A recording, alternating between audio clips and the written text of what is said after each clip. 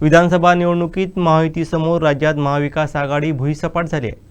सिंधुदुर्गातही तीनही मतदारसंघात महाविकास आघाडीचे उमेदवार पराभूत झाले आहेत। या पराभवानंतर जिल्ह्यात ठाकरे सेनेत अंतर्गत धुसफूस सुरू झाली आहे।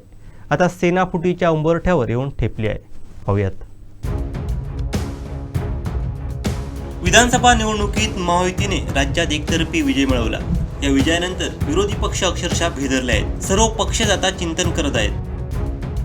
मात्र हे सुरू असताना सिंधुदुर्ग जिल्ह्यात या पराभवाचे पडसाद उमटायला सुरुवात झाली आहे। महाविकास आघाडीतील कोकणात महत्त्वाचा पक्ष असणाऱ्या ठाकरे सेनेतच धुसफूस सुरू झाली आहे। पक्षांतर्गत शीतयुद्धाला सुरुवात झाली आहे। त्याचे पडसाद सोशल मीडियावरती दिसू लागले आहेत। सोशल मीडियावर पक्षातील काही नेत्यांविरोधात संदेश फिरू लागले आहेत। येथील पराभवाला एकमेकांना दोषी ठरवलं जात आहे। पक्षाच्या वरिष्ठ व जिल्हा स्तरावरील नेत्यांविरोधात आरोप होऊ लागले आहेत। याची चर्चा संपूर्ण जिल्ह्यात होत आहे। लोकसभेत उबाटाचा पराभव झाला। या पराभवानंतर वितरलेल्या उबाटाला या विधानसभा निवडणुकीत पुन्हा मोठा धक्का बसलाय।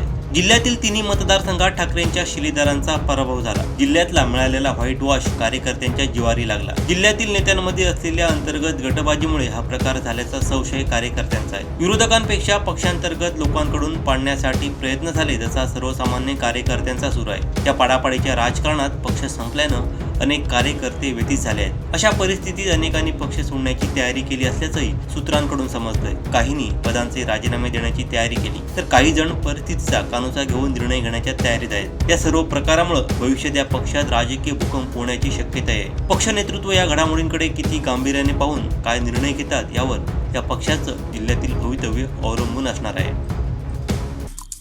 आमचे दिवसभरातले सर्व अपडेट्स, ताज्या घडामोडी आणि थेट लाईव्ह पाहण्यासाठी सबस्क्राइब करा, लाईक करा कोकणचं नंबर 1 महा चॅनल कोकण 7 लाईनचं YouTube चॅनल।